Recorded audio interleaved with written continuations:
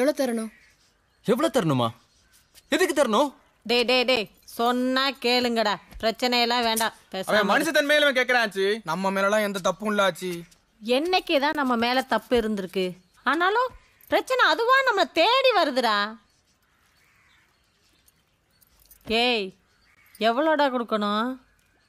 அசல் 50,000, அதுக்கு மீட்டர் வட்டி, வட்டி கட்டாதுக்கு வட்டிக்கு மேலே ஒரு வட்டி, அப்படி இப்படின்னு ஏறக்குறைய 2 மடங்கு கேட்குறாங்கச்சு.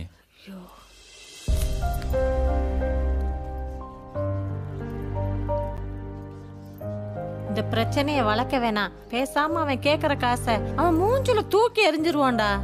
நம்ம பழைய கடையில தான் பிரச்சனைனா புதுசுலயுமா பிரச்சனை வரணும்? தயவு செஞ்சு அவங்க கிட்ட சண்டை கிண்ட போட்டுறாதீங்க. காசை கொடுத்துட்டு பெரிய கும்படா போட்டு வந்துருங்க.